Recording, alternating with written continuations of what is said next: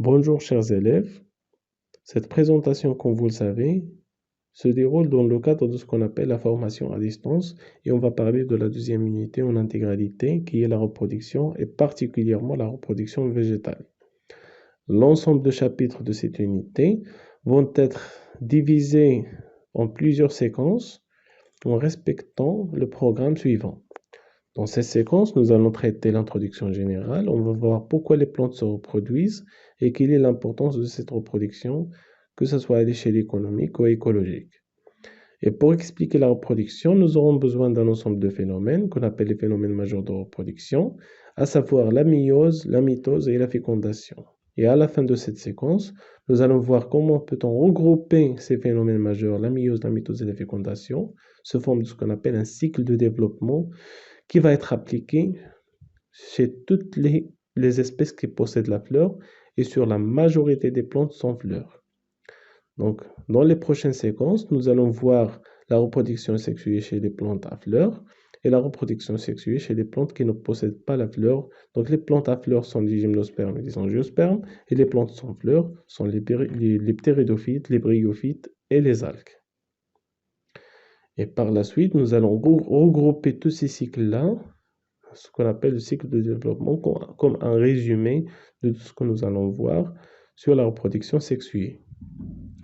Les plantes se reproduisent par voie sexuée, mais aussi se reproduisent aussi par voie asexuée. Donc, dans un quatrième chapitre, nous allons voir les techniques de reproduction par voie asexuée. Et dans un cinquième chapitre, nous allons voir comment peut-on maîtriser la reproduction. Et on maîtrise la reproduction par la modification génétique des plantes. Donc, on va parler de plantes génétiquement modifiées.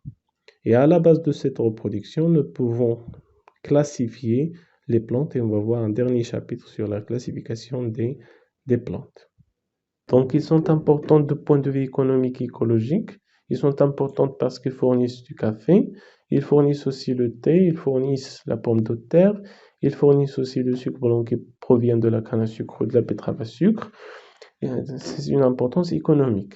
Donc, ils sont importants du point de vue écologique parce qu'ils sont à la base de la chaîne alimentaire et créent aussi les habitats et le climat. Donc, c'est les plantes qui créent les habitats et créent aussi le climat. En résumé, l'importance ou bien l'intérêt des plantes réside au niveau du fait que c'est la forme dominante de la planète. Ils vont créer les habitats et le climat. Ils sont à la base de la chaîne alimentaire. C'est une importance écologique à côté d'une importance économique parce qu'ils sont utiles pour l'homme. Donc, soit ils fournissent du bois, soit ils fournissent du thé, du café, des médicaments, etc., etc.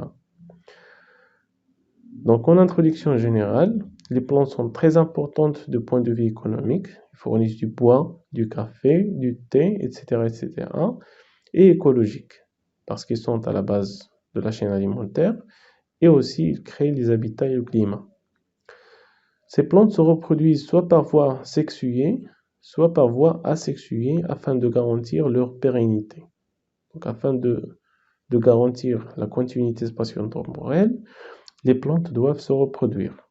On distingue deux catégories de plantes, soit les plantes qui possèdent les fleurs ou bien les plantes sans fleurs.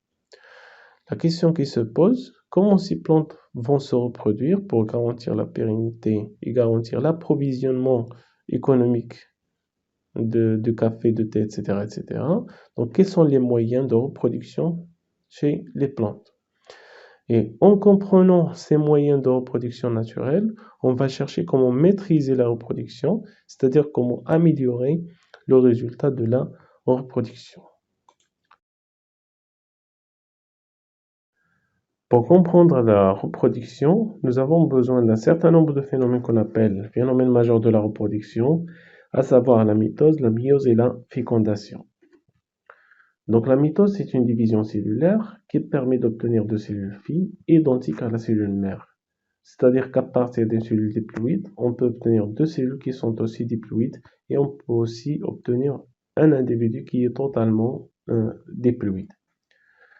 C'est la croissance et donc la mitose, il est impliqué dans la croissance. À partir aussi d'une cellule haploïde, on peut obtenir aussi deux cellules haploïdes et on peut par la suite obtenir un individu qui est totalement haploïde.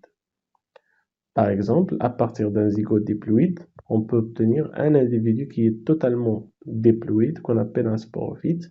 Et à partir d'une cellule haploïde, qu'on appelle spore, on va obtenir un individu qui est totalement haploïde et qu'on appelle gamétophyte. On va voir par la suite que cette mitose est impliquée dans la reproduction asexuée, c'est-à-dire à partir du pied mâle ou bien du pied femelle, on peut obtenir un individu sans intervention de l'autre sexe, que ce soit mâle ou femelle.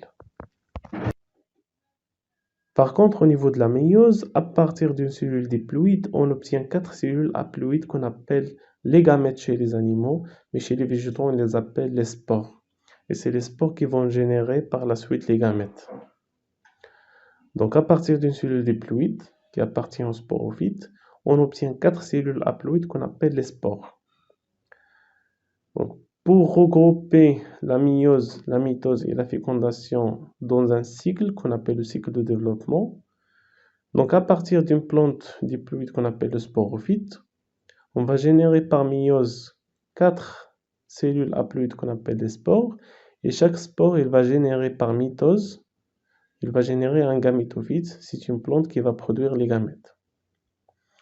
Donc à partir du gamétophyte mâle et de gamétophyte femelle, on obtient des gamètes mâles qu'on appelle les entérozoïdes et les gamètes femelles qu'on appelle l'oosphère. La rencontre entre l'entérozoïde et l'oosphère, ça s'appelle la fécondation et ça permet le passage de l'état haploïde à l'état diploïde et ça s'appelle la fécondation et on obtient un zygote qui est diploïde. Et c'est le zygote qui va générer par la suite, qui est diploïde par division mitotique, il va générer ce qu'on appelle un sporophyte. Donc on distingue deux phases, la phase qui est haploïde et la phase qui est diploïde. Et on parle généralement d'un cycle dégénétique haplo-diplophasique.